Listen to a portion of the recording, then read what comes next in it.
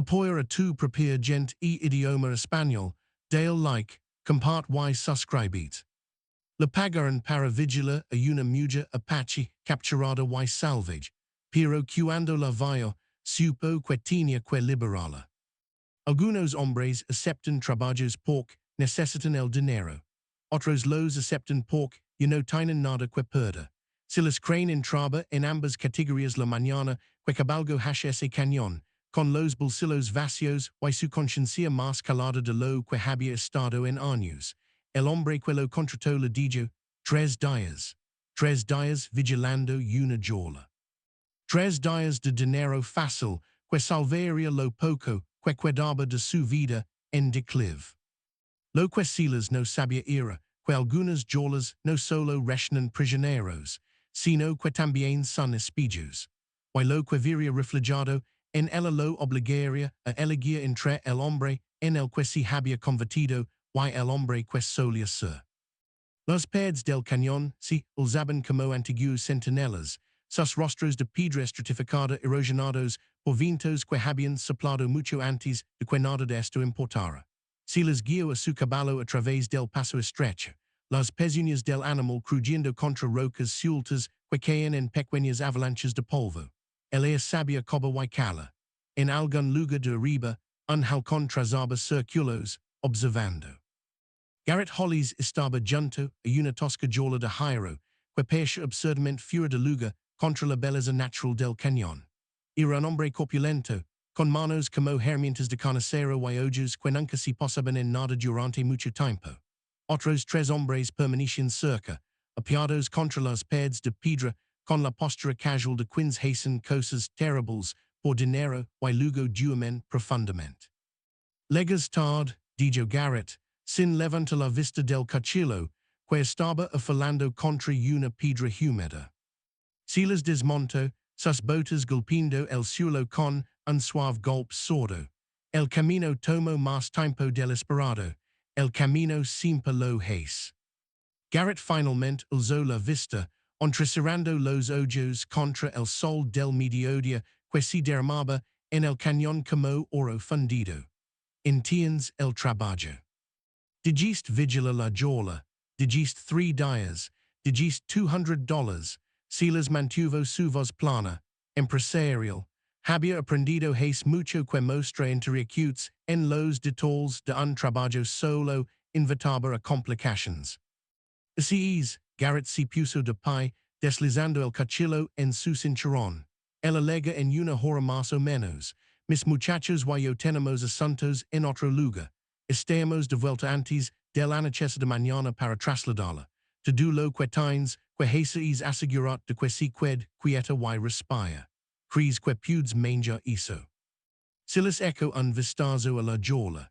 Apenas media 6 pies por cada lado, construida con barras de hierro que debieron haber sido transportadas aquí pieza por pieza. Alguien se había tomado una molestia considerable. Que hizo ella? La sonrisa de Garrett fue importa. No debería haberlo hecho. Silas había dejado de hacer preguntas hace años, cuando las preguntas no tenían respuestas que podían cambiar las cosas. Ahora las preguntas eran solo ruido. Complications que se interponían entre un hombre y su pego. Había vigilado cosas peores. Había hecho cosas peores. Supongo que no, dijo Silas. Inteligente, Garrett hizo una seña a uno de sus hombres, quien trajo un cantimplora y un pequeño saco de provisions. El agua es escasa aquí, pero es suficiente para ti y para ella. No seas generoso. Y crane, la voz de Garrett bajó aún más. Ella no habla inglés, así que no te molestes en intenta hablar, y incluso si lo hiciera, no querías o lo que tiene que decir. Estas mujeres Apache tienen una forma de meterse en la cabeza de un hombre, dar vueltas a las cosas, hacer olvidar por qué estás aquí. Silas tomó la cantimplora sin comentar.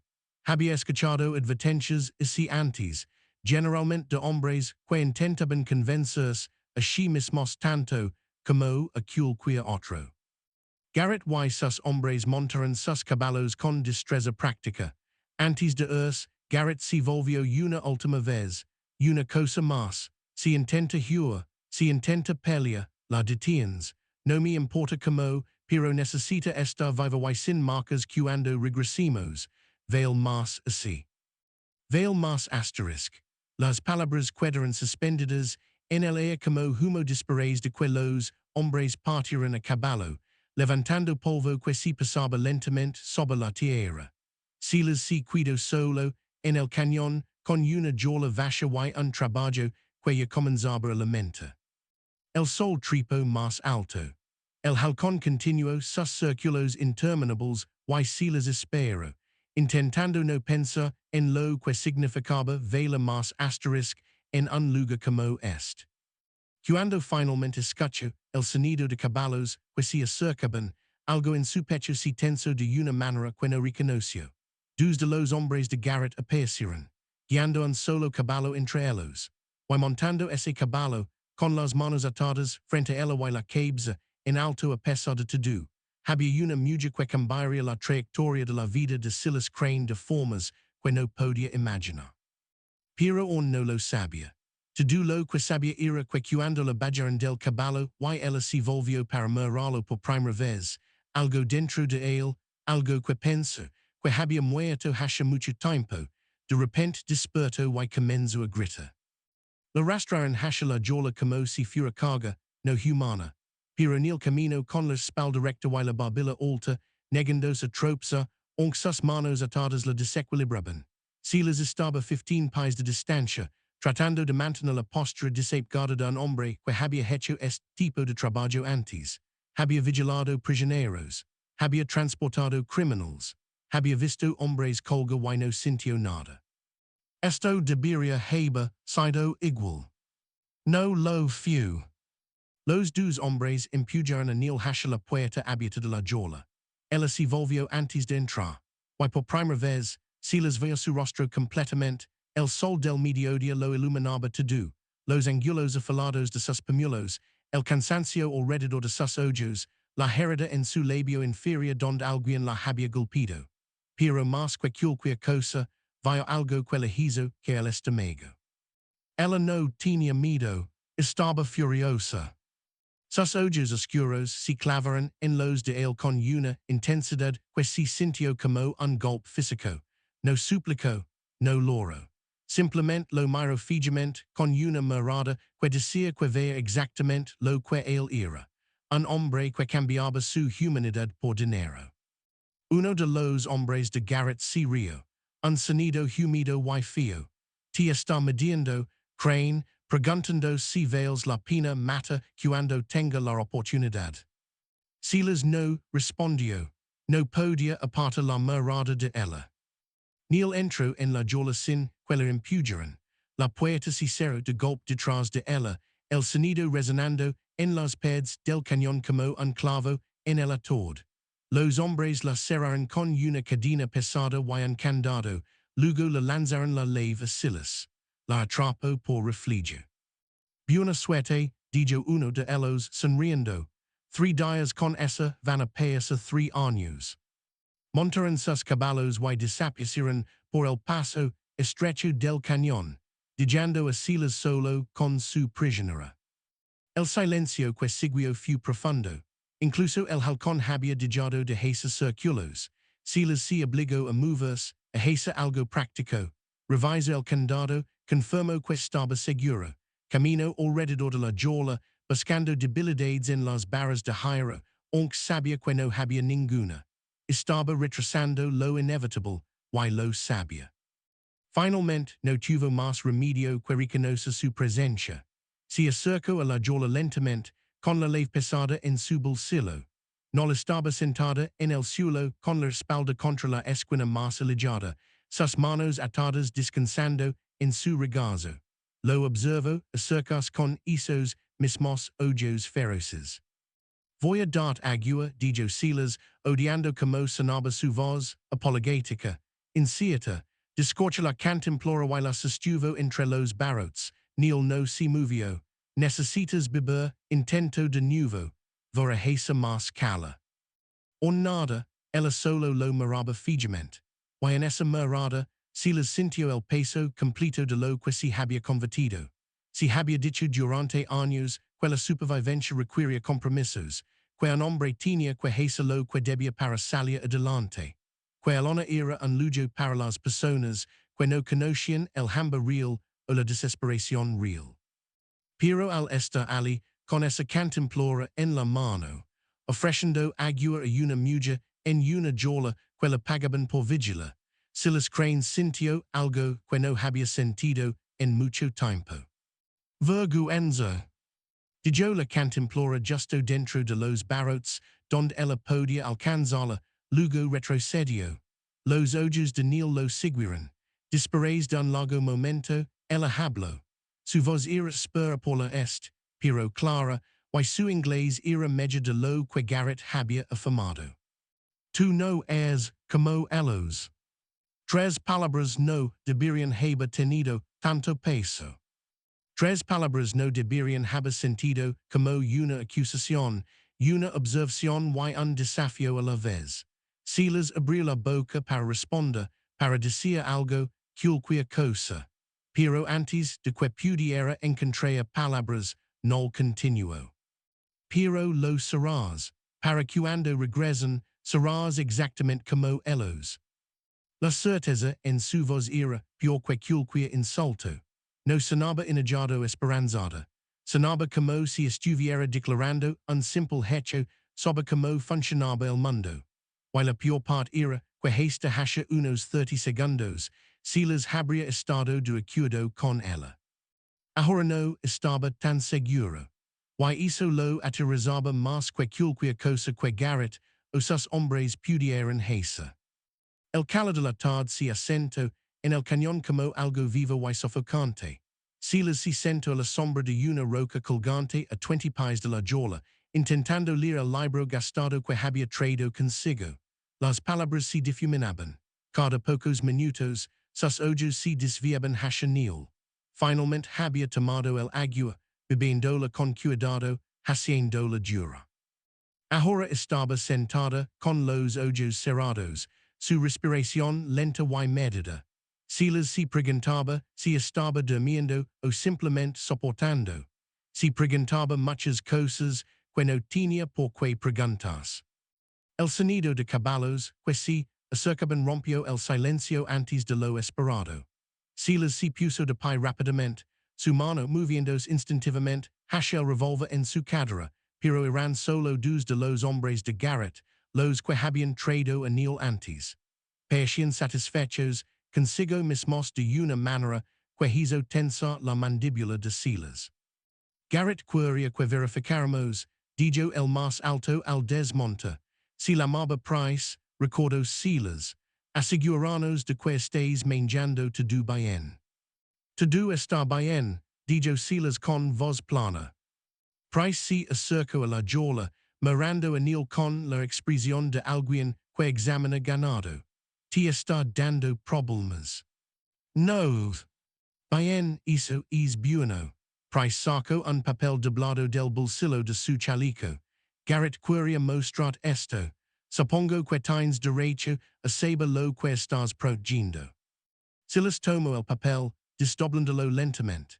Era un aviso impreso de forma tosca, del tipo que se colgaba en salones y puestos comerciales en todo el territorio. El encabezado decía, presencia la salvage mujer Apache. Debajo, en texto más pequeño, una descripción que le revolvió el estómago. La estaban anunciando, no para un juicio o un intercambio de prisioneros. Iban a ponerla en espectáculos itinerantes, cobró a la gente por mirarla como si fuera algún tipo de animal. Garrett ya tiene compradores interesados, continuó Price, allino a como las manos de Silas habían comenzado a temblar.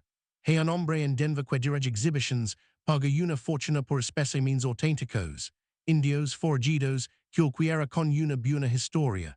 Él recorre las ciudades del este, Philadelphia, Nueva York, quizás incluso Washington. A la gente le encanta esta cosa. Silas mantuvo su voz nivelada a pura fuerza de voluntad. Es por eso que la capturaron por el espectáculo. Price se encogió de hombros. El dinero es dinero, no isque la tenga otro lugar donde, su gente se disperso como el viento dispares de la redada, sin familia, sin tribu a la que regresa, de esta manera, al menos si manchen viva, eso es más de lo que la mayoría de ellos obtienen. La crueldad casual de eso golpeó a Silas como un puño. Le devolvió el papel, sin confiar en poder hablar. De todos modos, dijo Price, montando su caballo nuevamente, solo quería que supieras lo que está en juego. Si intenta algo, recuerda, el avail $500 en Denver. Eso es más que tu part por 3 días de trabajo. Garrett está siendo generoso al dejar participar en esto. Si alegaron a caballo, dejando a Silas con información que deceba no tener. Miro a Niyol, sus ojos estaban abiertos ahora, observándolo. Ella había oído todo si dio cuenta. Claro que sí. Los sabías, su voz cortó el calor de la tarde. Antes de aceptar este trabajo, sabías lo que planeaban. Silas debería haber mentido. Debería haber dicho que sí. Debería haber mantenido la ficción de que él era igual que Garrett y sus hombres, que el dinero era dinero y la conciencia un lujo que no podía permitirse. En cambio, se encontró diciendo la verdad. No lo sabía. Y ahora que lo sabes, él se puso de pie, acercándose a los barrotes. El sol de la tarde iluminaba los mortones en sus brazos, los cortes en su rostro, evidencia de cómo la habían capturado. On tomarás su dinero. Silas la miró. Realmente la miró, no como cargo prisionero un trabajo, sino como una mujer la que la habían robado todo y ahora le decían que pasaría el resto de su vida en una jaula para el entretenimiento de extraños. Pensó en los $200 que tendría en su bolsillo cuando esto terminara. Pensó en su rancho en declive, las deudas que debía, la vida que apenas sostenía. Pensó en lo fácil que sería simplemente hacer el trabajo y alejas. Pero cuando abrió la boca para responder, se dio cuenta con una certeza fría y húndida de que no sabía que iba a decir. La noche que soba el cañón por etapas. Primero púrpura, luego azul profundo, luego negro, puntuado por estrellas tan brillantes que parecían lo suficientemente cerca como para tocarlas. Silas encendió una pequeña fogata, más por la luz que por el calor. El desierto retenía el calor como un puño cerrado, liberándolo lentamente en la oscuridad. Niyol estaba sentada en la esquina de la jaula, su rostro medio oculto en la sombra. No había hablado desde que le hizo esa pregunta hace horas, la que aún no había respondido. Silas ya no podía soportar el silencio, que hiciste, las palabras salieron más ásperas de lo que pretendía, para que te atraparan, quiero decir, dijeron que eras peligrosa, dijeron que eras una salve. Su voz estaba seca, casi divertida. Una asesina, una amenaza para la civilización, algo así. El agado silencio durante tanto tiempo que Silas pensó que no respondería. Cuando finalmente habló, su voz había cambiado, más suave, cansada. Había un asentamiento pequeño, 20 familias, quizás menos. Construyeron sus hogueras en tierra que mi pueblo usaba para cazar en invierno. No queríamos la guerra. Intentamos rodarlos, compartir el espacio. Hizo una pausa y Silas lo escuchó respirar lentamente. Pero algunos hombres de ese asentamiento decidieron que nosotros éramos el problema. Vinieron a nuestro campamento una mañana cuando la mayoría de los guerreros estaban fuera. Vinieron por los caballos, dijeron, solo los caballos. Silas sintió que su pecho se apretaba. Sabía cómo terminaban estas historias. Se levaron los caballos, pero luego vieron a los niños salir de ellos jugando cerca del río. Su voz no vaciló, pero Silas escuchó algo debajo, un dolor tan profundo que se había convertido en piedra. Los hombres empezaron a reírse, haciendo un juego de ello, persiguiéndolos, asustándolos. Yo estaba allí con otras dos mujeres. Les dijimos que se detuvieran. Les suplicamos. No se detuvieron, dijo Silas en voz baja. No, así que yo los detuve. La fogata crepito, en algún lugar lo lejos, un coyote lamo a la oscuridad. Tenía un cuchillo, solo un cuchillo. Le corté el brazo a uno cuando agarró a una niña por el pelo. Los otros, si enojaron entonces. Dijeron que los había atacado sin motivo, que era salvaje, peligrosa. Cabalgaron de regreso a su asentamiento y regresaron con más hombres, con cuerdas y cadenas. Los niños, preguntó Silas, aunque no estaba seguro de que era sabelo. ¿Qué pasó con ellos? Hiron me aseguré de que Hiron había satisfacción en su voz, feroz y sin vergüenza, eso es lo que hais, por eso este aquí, defendía niños de hombres que pensaron que aterrizarlos era un deporte. Silas miró fijamente el fuego, observando las llamas consumir la madera seca.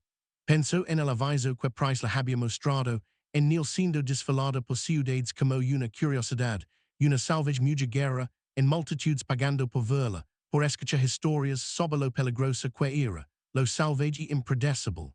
Nadie mencionaría a los niños. Nadie preguntaría que hacían esos hombres para que el atacara. La historia se simplificaría, se reescribiría, se haría aceptable para audiencias que querían sentirse justificadas en su miedo a personas como ella. Garrett y sus hombres, continuó Niyol, me encontraron 2 días después. Estaba intentando llegar las montañas donde otras familias habían huido. Me rastrearon como a un animal. Cuando me atraparon, Garrett dijo que valía dinero por lo que había hecho. Porque la gente pagaría por ver a la salvaje que atacó a colonos inocentes. Eso no es lo que sucedió, dijo Silas. No, pero eso es lo que dirán que sucedió. Y a quien le creerá la gente. A Garrett con sus avisos impresos y su ropa respetable, o a mí, la peligrosa mujer Apache en una jaula. Silas no tenía respuesta para eso porque ambos sabían la verdad. Lo había visto suceder antes.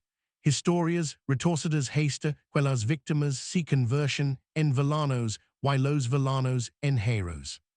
Se levantó abruptamente, necesitando moverse, hizo algo con la rabia que se acumulaba en su pecho. Camino hacia el borde de la luz del fuego, mirando hacia la oscuridad más allá. Detrás de él, escuchó a Niyol moverse en la jaula. No respondiste mi pregunta, dijo ella.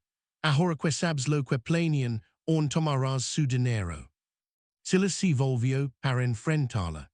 El fuego proyectaba sombras a través de los barrotes de la jaula, haciendo parecer que yo estaba tras las paredes de cualquier sala de exposiciones a la que la vendieron.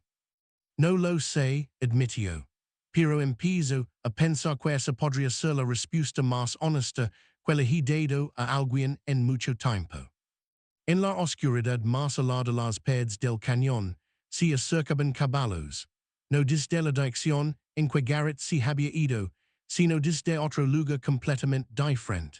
Silas tenía su revólver desenfundado antes de que los jinetes despejaran el paso estrecho hacia el cañón.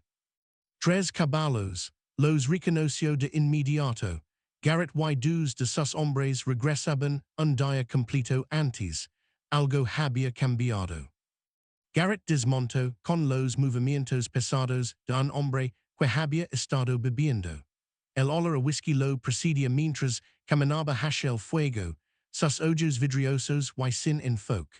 Los 2 hombres con él parecían inquietos, como si hubieran intentado disuadirlo de algo y hubieran fallado. Crane, dijo Garrett, su voz espesa, como está nuestra mercancía. Tranquila, sin problemas. Silas mantuvo su tono neutral, pero su agua se tensó en el revólver que aún tenía en la mano. Garrett se rió, un sonido húmedo que hizo que la piel de Silas se erizara. Eso es bueno. Eso es muy bueno porque tengo noticias. Sacó un papel doblado de su abrigo, diferente del que Price había mostrado antes. Recibí un telegrama. El comprador en Denver quiere que la trasladen antes. La quiere ali en 4 días en lugar de 2 semanas. Dice que pagará el doble si podemos entregarla antes. 4 días no es mucho tiempo, Dijo Silas con cuidado. Por eso nos vamos esta noche, ahora mismo. Garrett camino hacia la jola, balancindos ligeramente. Queria volver, aseguram de que estuviera lista para viajar. No podemos tener mercancía dañada, entiendes. Niyol se puso de pie mientras Garrett se acercaba, su cuerpo tenso, pero su rostro inexpresivo. Había aprendido, se dio cuenta Silas, a oculto el miedo detrás de una máscara de indiferencia. La idea lo enfermo. Garrett agarró los barrotes de la jola, acercandos. Escachaste eso, salvage, vas a ser famosa. La gente verá pagar buen dinero por verte. La salvage mujer Apache que atacó a hombres inocentes. Si rio de nuevo. Diablos, quizás de gen que la gente te golpe con palos. Haselo interactivo. Garrett dijo uno de sus hombres nerviosamente. Tal vez deberíamos simplemente saberlo y calarnos.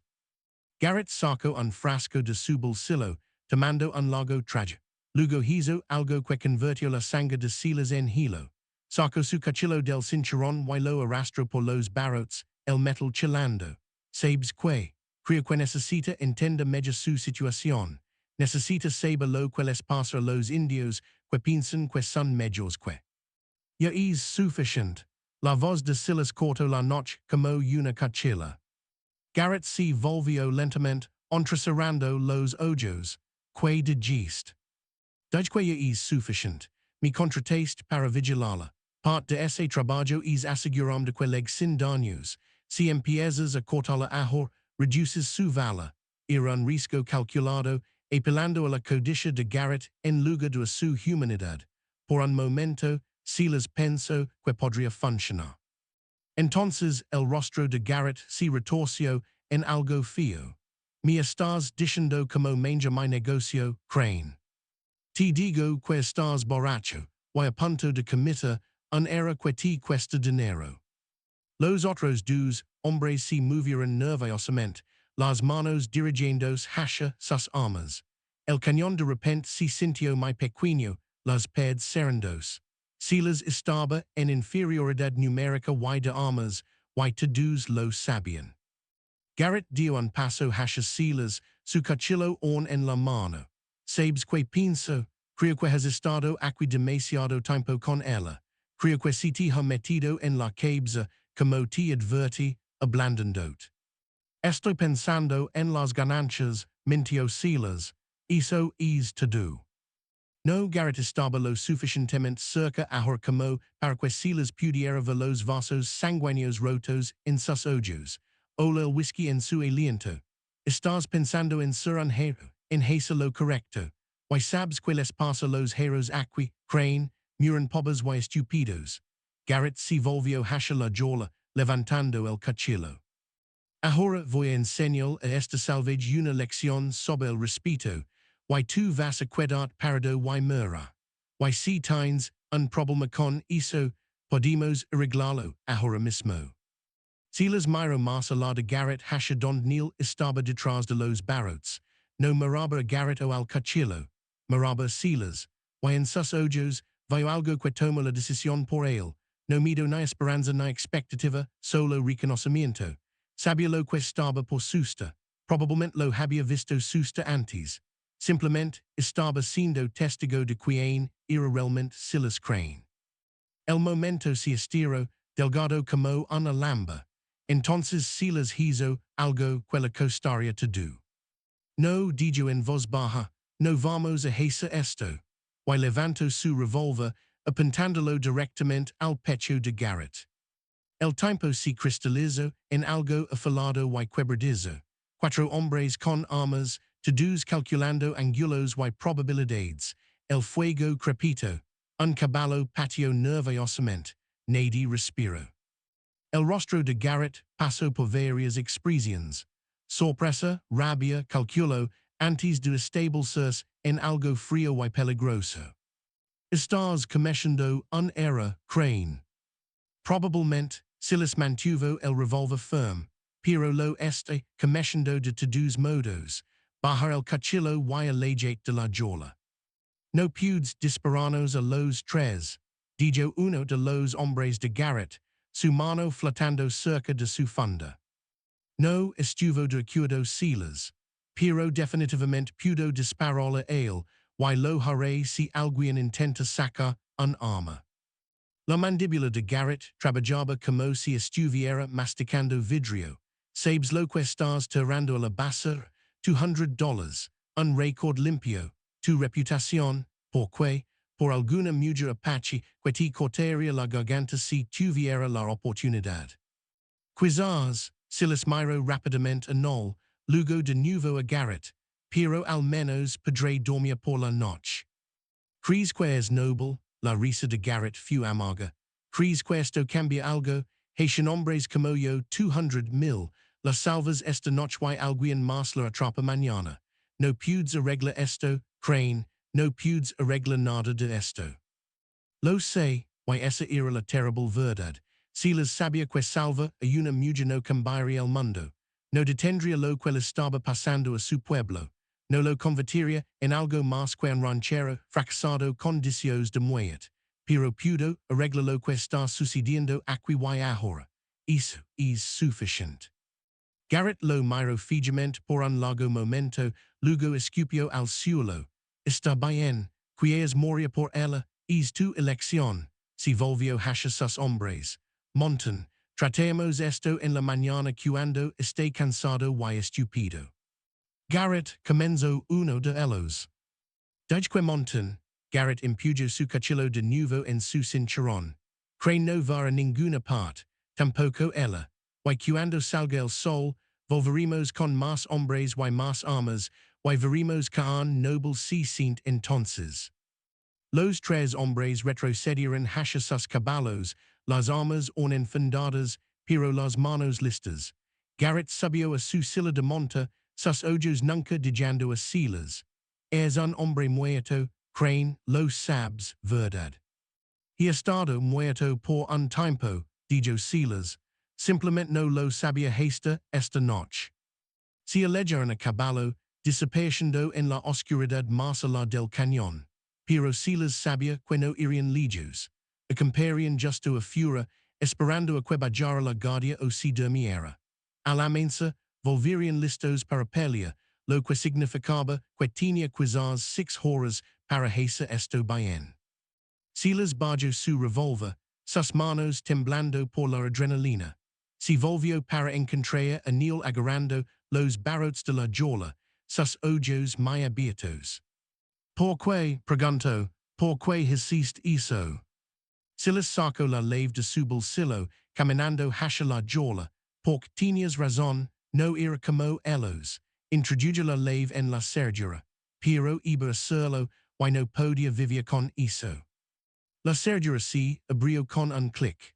La cadena sonó al caer. Silas abrió la puerta de par en par, las bisagras protestando con un sonido que parecía demasiado alto en el cañón silencioso. Niyol se quedó congelada en la entrada.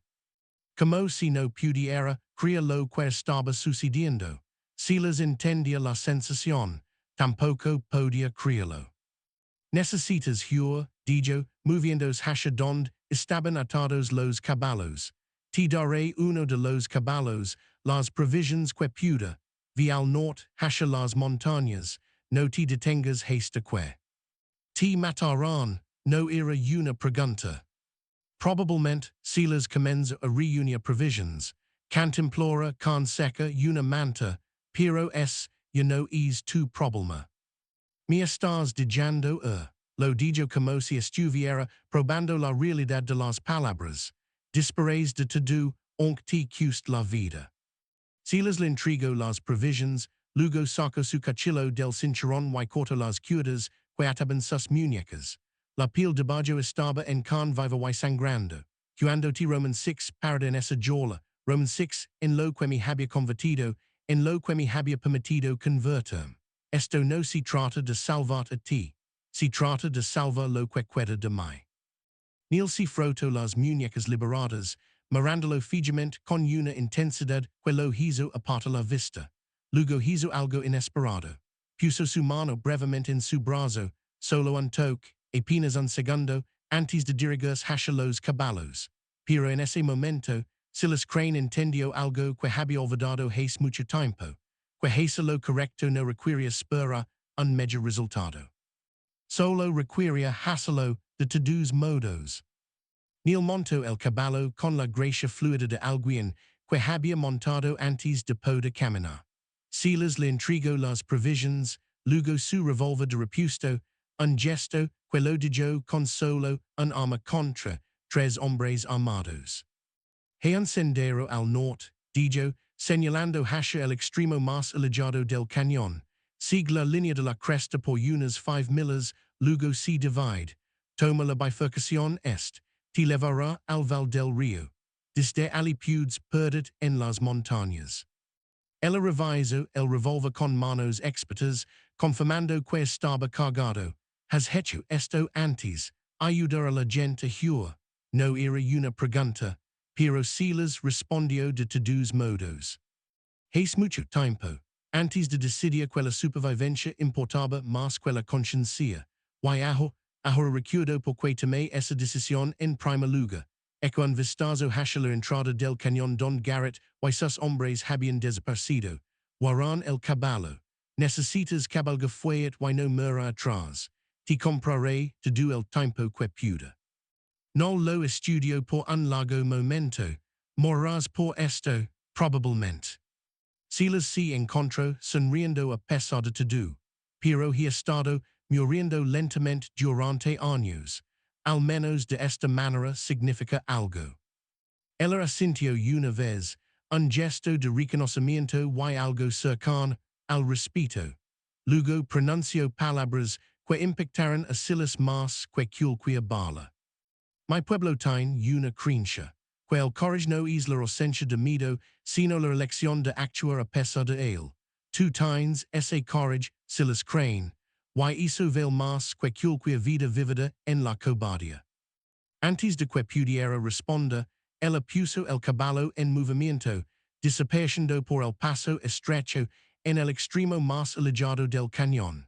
El sonido de las pezuñas sobre la piedra resonó brevemente, luego se desvaneció en el silencio. Silas se quedó solo junto a la jaula abierta, su corazón palpitando. Tenía quizás 20 minutos antes de que Garrett se diera cuenta de lo que estaba sucediendo. 20 minutos para prepararse para lo que vendría. Trabajó rápidamente, recargando su revolver y posicionándose detrás de una gran roca que frisca cobertura mientras le daba una línea de visión clara a la entrada principal del cañón.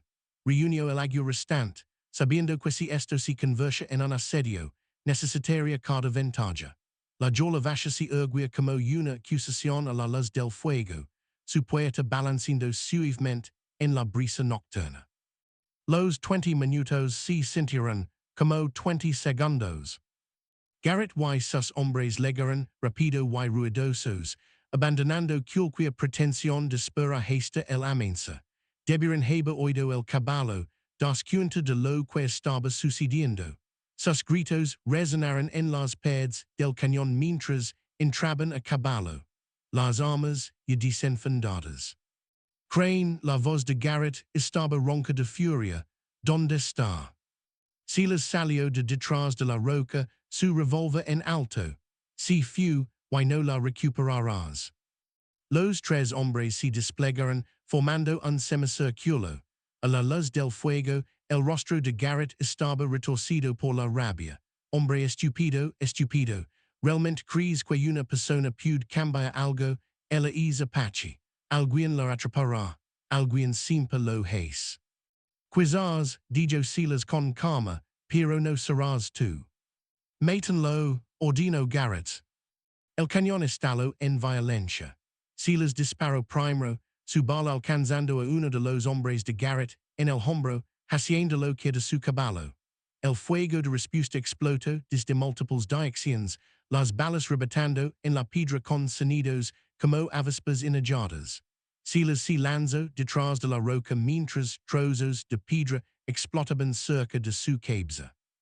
Disparó 2 veces más, forzando a Garrett y al hombre restante a cubrirse, pero ahora estaba acorralado, superado en número y en posición.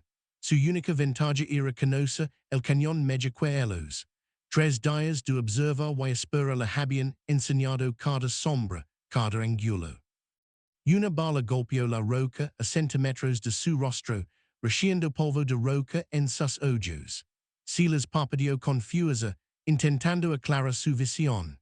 Cuando volvió a mirar, Garrett había flanqueado hacia la izquierda, moviéndose a través de las sombras hacia una posición que le daría un tiro claro. Silas tomó una decisión.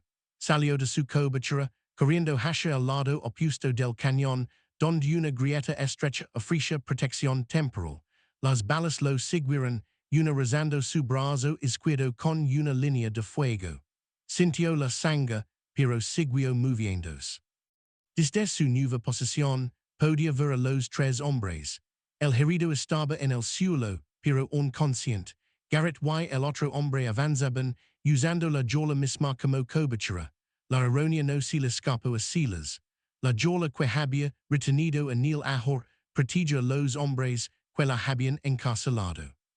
Disparó sus dos últimas balas, obligándolos a retroceder, comprando segundos que no tenía. Luego su revólver hizo clic, vacío. Garrett lo oyó, sonrió, se acabó crane. Silas alcanzó su cuchillo, la única arma que le quedaba. A través del caos y el miedo y la certeza de la muerte, un pensamiento ardía claro, Niyol era libre. Lo que sucediera después, ella era libre, y hizo hacia que todo valiera la pena. Garrett avanzó lentamente, su revólver apuntando al pecho de Silas. El otro hombre rodeó por la derecha, cortando cualquier ruta de escape. Silas agarró su cuchillo, sabiendo que era inútil contra las balas, pero negándose a morir sin tenerlo en la mano. ¿Sabes lo gracioso?, dijo Garrett, deteniéndose a 15 pies de distancia. Todo esto y no importa. La encontraremos. La rastrearemos y cuando lo hagamos, me aseguraré de que sepa lo que te costó. Me aseguraré de que entienda que tu sacrificio no sirvió para nada. No la encontrarás. La voz de Silas era estable a pesar del dolor en su brazo. A pesar de saber que probablemente eran sus últimas palabras. Ella conoce esta tierra. Tú no. Para cuando averigues en qué dirección fue, ella levará días de ventaja. Y tu comprador en Denver verá estar muy decepcionado cuando aparezcas con las manos vacías. Algo parpadeó en los ojos de Garrett. Duda, o quizás solo rabia por la verdad de ello. Luego, desde algún lugar más allá del cañón, ligó un sonido que lo cambió todo. Caballos. Múltiples caballos moviéndose rápido. La cabeza de Garrett se giró bruscamente hacia la entrada del cañón. ¿Quién? Una voz cortó la oscuridad, amplificada por las paredes del cañón. Soy el alguacil Webb. Suelten sus armas, todos ustedes. 6 jinetes entraron al cañón, sus placas captando la luz del fuego. Un alguacil y sus ayudantes, atraídos por los disparos que habían resonado a través del desierto. Silas sintió algo parecido al alivio inundado, seguido inmediatamente por una comprensión amarga. La li había legado. Pero aquí, la li rara vez se ponía del lado de los hombres que liberaban prisioneros Apache. El alguacil Webb desmontó, un hombre curtido de unos 50 años con ojos que habían visto demasiado. Examinó la escena, la jola abierta, el hombre herido, las armas, la sangre. Su mirada se posó en Silas. Alguien quiere decirme qué está pasando aquí. Garrett infundó su arma con suavidad, su rostro transformándose en algo razonable y agraviado. Alguacil, gracias a Dios que está aquí. Este hombre, Crane, es un criminal. Lo contratamos para vigilar a una prisionera y la dejó escapar. Robó uno de nuestros caballos. Cuando intentamos detenerlo, nos disparó. Webb miró a Silas, es cierto. Silas podría haber mentido. Podría haber creado una historia que lo hiciera quedar mejor. Pero había pasado demasiados años mintiéndose, así mismo como para empezar a mentir a los demás ahora. La DJ la mujer que tenían engelada, estaba detenida ilegalmente, plenaban vendela para espectáculos en el este. Ella es Apache, interrumpió Garrett, una salvage que atacó a colonos, teníamos todo el derecho a detenerla. Y ella defendió a niños, dijo Silas, su voz cortando las mentiras de Garrett. Sus hombres persiguieron a niños Apache como animals. Ella los detuvo. Eso es lo que hizo. Web estudió a ambos hombres por un largo momento. Luego se volvió hacia Garrett. Tienes papels para esta prisionera, autoridad legal para retenerla. La mandíbula de Garrett se tensó. No necesitamos papels para. She los necesitas. La voz de Webb se volvió dura. Y exhibitions vendiendo personas para espectáculos. Eso es trata de personas, hollies. Levo meses buscando una excusa para arrestar. Pero que finalmente la tengo. El mundo se inclinó de lado. Silas había esperado arresto, juicio, quizás ahorcamiento. No había esperado esto. Los ayudantes de Webb avanzaron, recogiendo las armas de Garrett y sus hombres. El hombre herido fue ayudado a subir un caballo, gimiendo. El rostro de Garrett se había puesto pálido con furia contenida. Está cometiendo un error, alguacil, dijo Garrett. Esa mujer es peligrosa. Ella. Si fu interrumpió Webb. Y bueno que si fu. En cuanto a ti, enfrentas cargos, trata encarcelamiento ilegal, agresión. Responderás por tu duelo.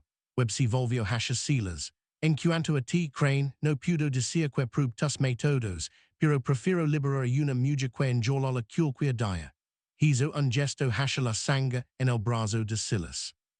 Que te revisan eso. Luego largate de aquí antes de que cambie de opinión sobre acusar de algo. 3 horas después, Silas estaba sentado en una cresta que daba al cañón, observando el avance sobre el desierto. Su brazo estaba vendado, su caballo se había ido y sus bolsillos estaban tan vacíos como cuando comenzó esto. Garrett y sus hombres estaban bajo custodia, camino a un juicio. La jola permanecía vacía, su puerta aún abierta. Silas no sabía dónde estaba Niyol, si había encontrado a su gente, si estaba a salvo. Probablemente nunca lo sabría, pero en algún lugar allá fuera, ella era libre. Y por primera vez en años, él también lo era. El hombre que había aceptado dinero para vigilar una jola se había ido. Lo que quedaba era alguien que había recordado en el último momento posible que algunas cosas importaban más que la supervivencia. Algunas cosas importaban más que el dinero o la seguridad o incluso la vida misma. Silas Crane se puso de pie, haciendo una mueca por el dólar en su brazo, y comenzó a caminar. No tenía destino, ni plan, ni perspectivas, pero tenía algo que había perdido hace mucho tiempo. Si tenía a sí mismo de vuelta, y eso era suficiente. Si disfrutaste esta historia, haz clic en el video en tu pantalla ahora para ver otro relato inolvidable de la frontera, donde el courage y la conciencia chocan de maneras inesperadas.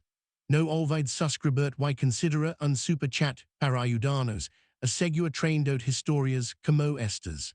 Tu apoyo significa todo para nosotros.